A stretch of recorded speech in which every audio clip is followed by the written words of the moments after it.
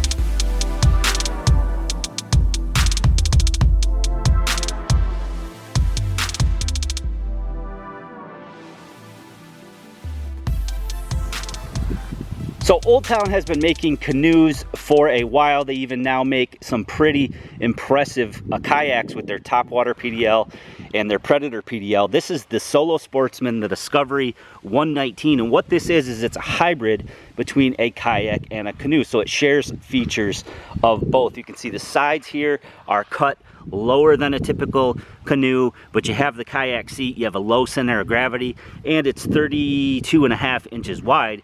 So you do get quite a bit of stability there too versus a typical canoe. So we're going to go from front to back, and I'm going to show you all the details that this Solo Sportsman has. Lengthwise, it's 11 foot 9 inches, and it only weighs 56 pounds. So it's easy to car top, easy for one person to do, and it's a boat that you can just take out if you only have limited time, or if, in my case, it makes a great river camping boat. That's what I plan on doing with this one, where I don't want to take the full featured fishing kayak. This, you can stow a lot of gear in here, a pack, a cooler, things like that that are going to help when you take this on a river or river camping. So great boat for that.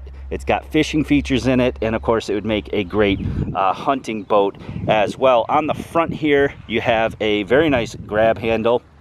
Not only helps you with that bow and that stern tie down, but it's a very nice handle molded into this piece on the front here. Again, you got ample storage space for anything you may want to put in here. On the front thwart, which I believe that's what this is called, you have an accessory track here. Very, very cool. This is something that you find in the higher end fishing kayaks. Allows you to mount accessories like cameras, fish finders, rod holders, things like that. Anything that you want to mount up to that. I have a GoPro mount for it, so you can mount that on there, which is nice. And then moving back, you have footrests as well, like you would have in a typical paddle kayak. What's cool about these is that they're very simple to move. You simply just pull the handle here, and you can adjust them in all different positions depending on how long your legs are. Now, I know I'm going to get the question here. I'm 5'10", and this kayak fits me perfectly. Again, it does have the low center of gravity, so I didn't feel tippy at all.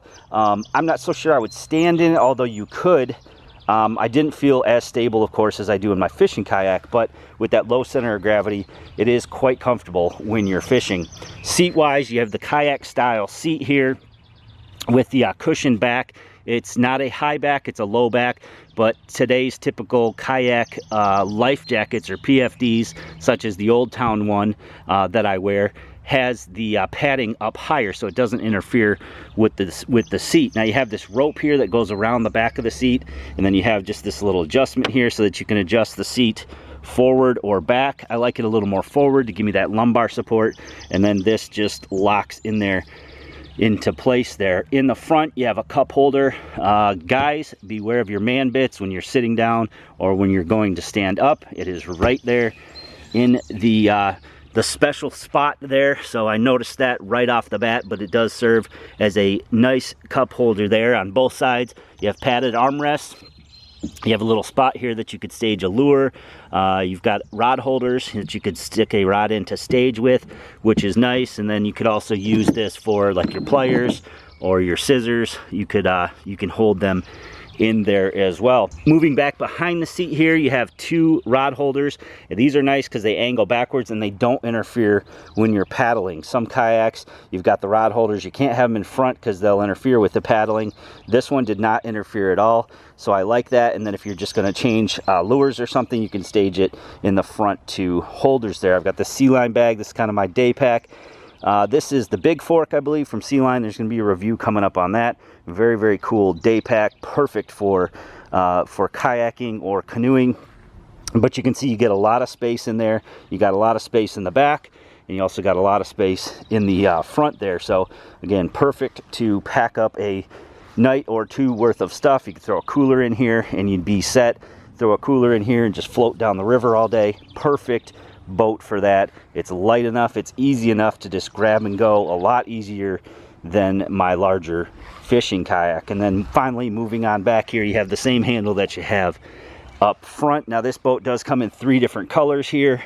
You can see all that stuff on their website, but a fantastic, lightweight, easy to use boat that features kayak features as well as canoe features. As you know, I typically put the trip videos, the camping, the fishing, the hiking on the second channel, but I thought since this is an unboxing and review, I would show it off on the main channel. Awesome boat. You get a lot of bang for the buck there. It's very versatile. Again, it's lightweight, easy to handle, something that they say is something you can just grab and go, and you really can just grab this and go. My other kayak is quite a bit heavier and it takes a lot more work to get out there on the water, so if I only have an hour or two, this would be the boat that I would take. And again, if you're a hunter, this would make a perfect duck hunting boat. They come in several different colors, and of course the links will be below where you guys can find out more information, current pricing, and pick one up if that's something you'd like to do. Again, I hope you guys enjoyed the video today. Please give it a big thumbs up for me. Let me know what you think in the comment section below. Be sure to check out that description for the link to Old Town.